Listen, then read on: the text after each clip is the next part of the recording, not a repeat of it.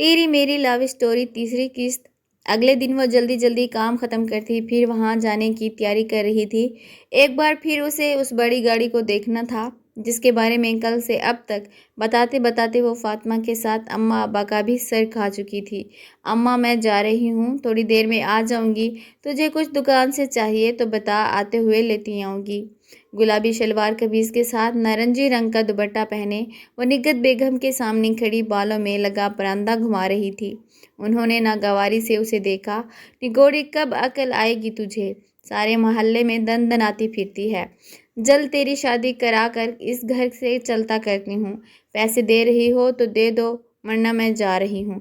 اماں کی باتوں سے جھنجھلاتی وہ چڑھتے ہوئے بولی، جا دفع ہو جا، تیرا باپ آتے ہوئے لیتا آئے گا سامان۔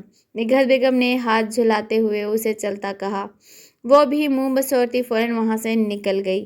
تیز تیز چلتی وہ پھر اس زیر تعمیر ہسپتال کے سامنے جا کھڑی ہوئی تھی جہاں مزدور اپنے کام میں مصروف تھے۔ لگتا ہے آج وہ بڑی گاڑی والا شاید آیا نہیں، اسے مایوسی ہوئی تھی۔ ابھی وہ واپس جانے ہی لگی تھی جب تیزی سے آتی مرسیڈیز اس کے برابر سے گزری۔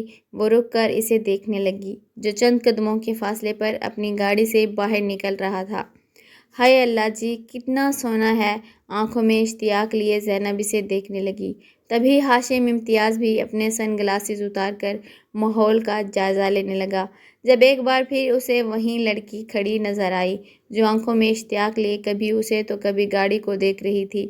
وہ دھیرے سے مسکرایا اور اپنے قدم اس کی جانب بڑھا دیے۔ ہیلو مس، آپ یہاں کیا کر رہی ہیں؟ وہ بڑی بے تکلفی سے بولا۔ زینب ہونکوں کی طرح اسے دیکھ رہی تھی۔ بھلا اس نے کب سوچا تھا وہ یوں اس کے سامنے آ کھڑا ہوگا؟ وہ میں اسے سمجھنا آیا، کیا جواب دے؟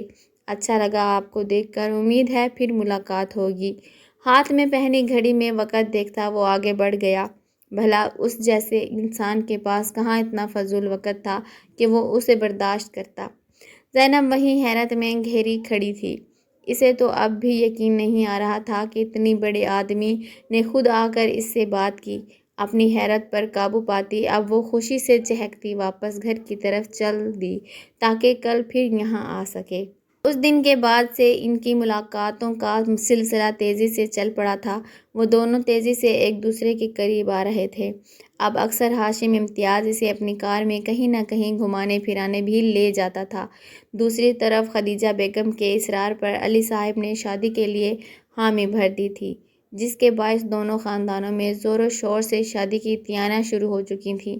جتنا بھی جہیز کا سامان جمع کیا تھا اس کے ساتھ ہی اب وہ زینب کو جلد از جلد رخصت کر دینا چاہتے تھے تاکہ ایک بیٹی کے فرض سے سبکدوش ہو کر دوسری بیٹی کی فکر کر سکے۔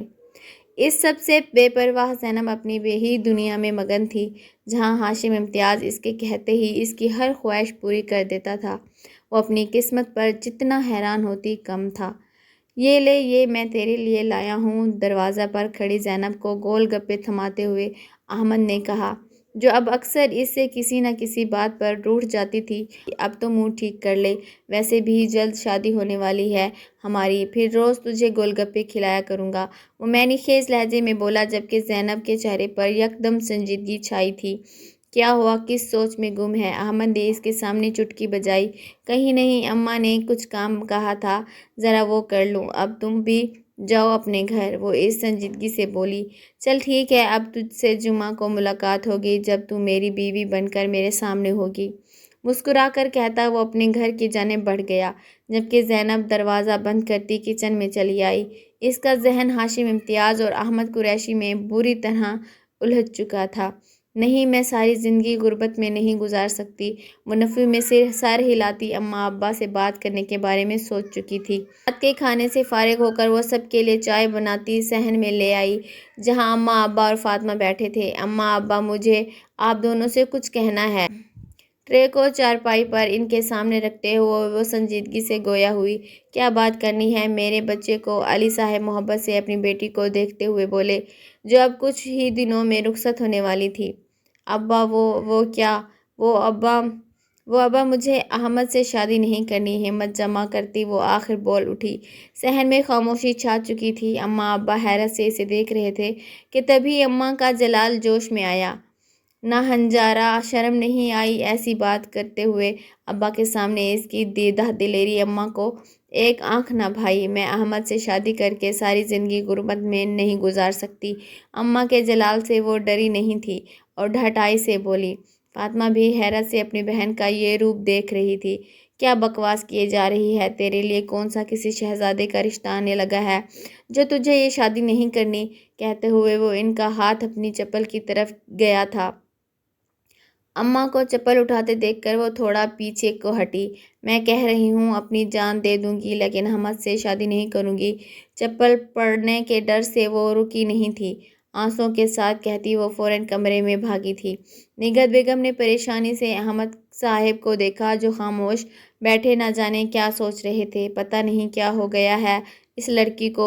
اماں مجھے لگتا ہے بجو اسی آدمی کی وجہ سے کہہ رہی ہے، وہ بڑی گاڑی والا۔ اور فاطمہ کی بات پر نگہت بیگم اور علی صاحب نے چونک کر ایک دوسرے کو دیکھا تھا۔ پیارے